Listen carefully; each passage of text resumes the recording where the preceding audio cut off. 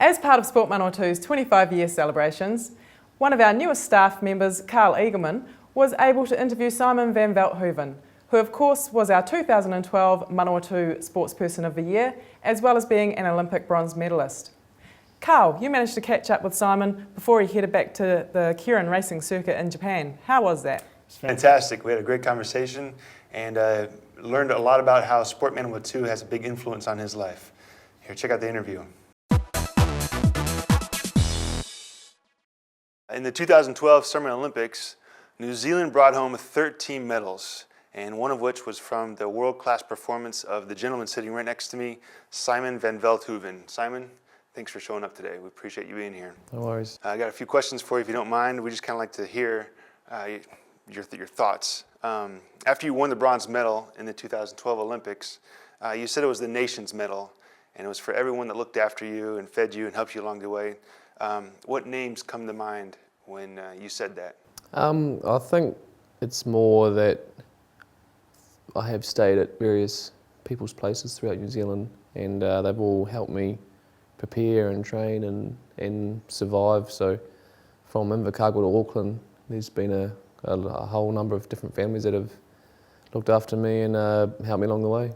Good deal. Yeah, I'm sure that I know the whole nation responded so positively when you said, you know, this is the nation's medal, that you did it for everyone else, and there's great appreciation from that. How old were you when you first got into cycling? You're from here in Palmerston North. I first got on a racing bike when I was doing triathlons at the Lido on a Sunday morning, so I've been riding bikes since about 8 or 9 years old, but I think I started racing track when I was probably 14 or 15, so it's been a few years now. It's been 10 years, so it's been a long road, but a good road. Yeah, good.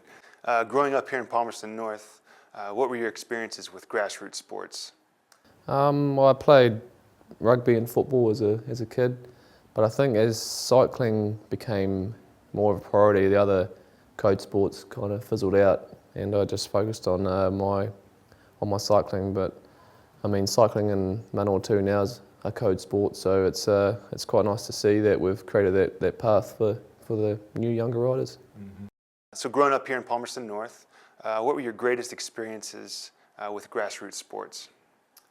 I'd say getting up on Sunday morning and being able to drive to the Lido Aquatic Centre and doing triathlons with my brother and my father. It was quite cool to be able to do that on a Sunday after playing your code sports on Saturday and all the other activities you can do throughout the week with sport in the Manawatu.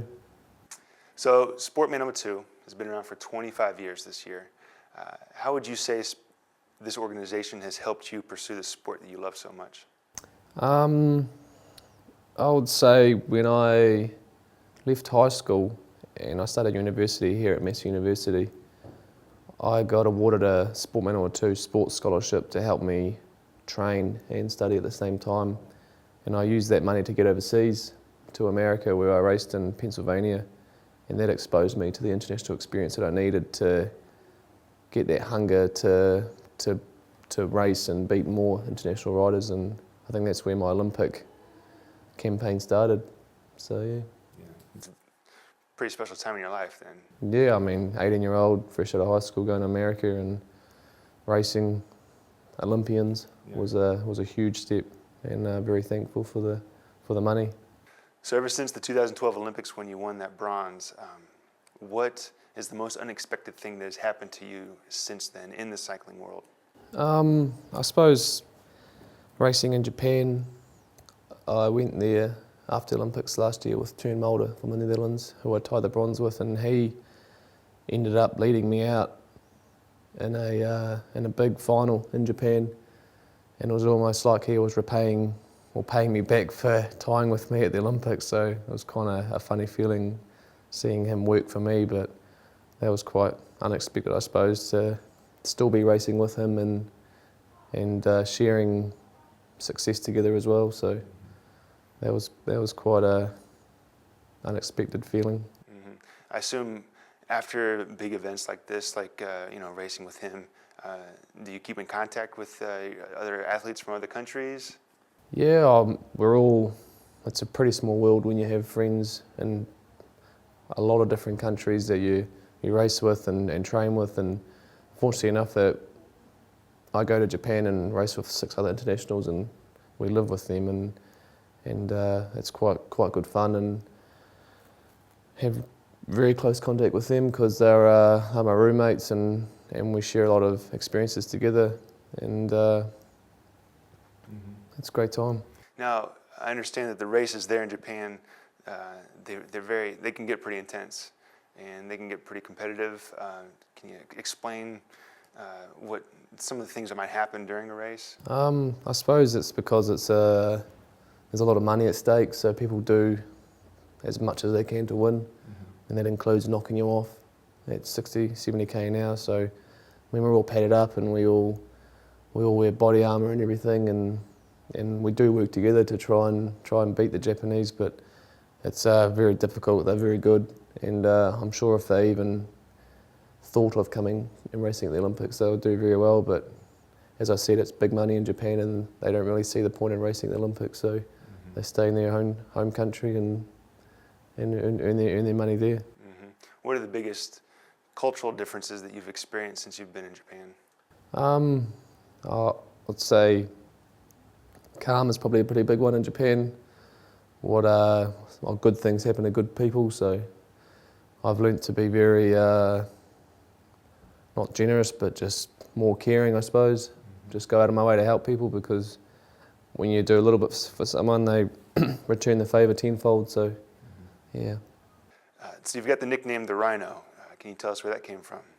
Well, when I first made the New Zealand team, there was no sprint program, so I was the only sprinter living with the endurance riders as they were preparing for their team's pursuit at the World Champs in 2009, I think it was. And I had a gym session in the morning, and I was stomping around the house getting ready, and they were yelling out from their beds, "Keep it down, you big rhino."